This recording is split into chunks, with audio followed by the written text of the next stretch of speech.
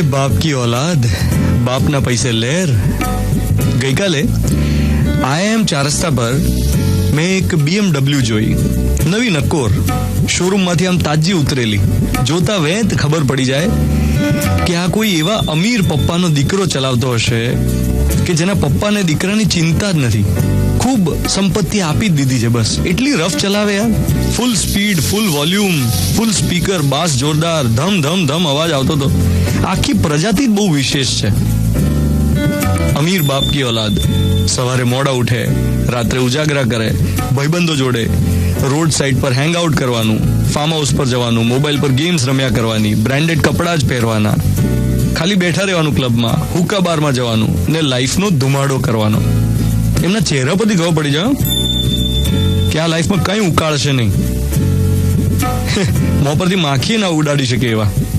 અને આ માત્ર અમીરોના ઘરનો નજારો છે એવું નથી, સ્ટીરિયોટાઇપ નથી. મધ્યમ વર્ગ કે લોઅર મિડલ ક્લાસ, એમાં પણ આવા આરામ પ્રિય આળસુ દીકરાઓ છે જે પપ્પાના પૈસે લહેર કરતા હોય, ઘરમાં ખાઈ પીને પડ્યા રહે યાર.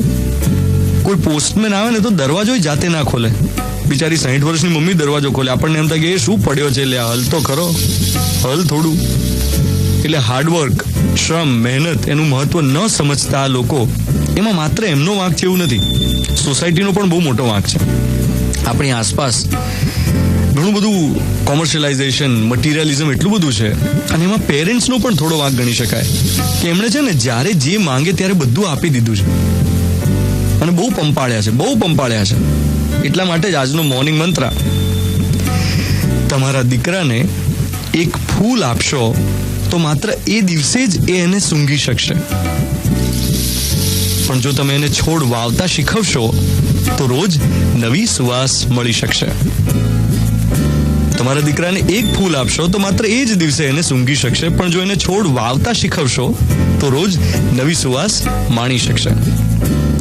રેડિયો મિર્ચી 98.3 FM. હું છું ટ્રી ઇડિયટ ધ્વનિત. શુક્રવારની સવાર તમારી સાથે. Good morning my dear.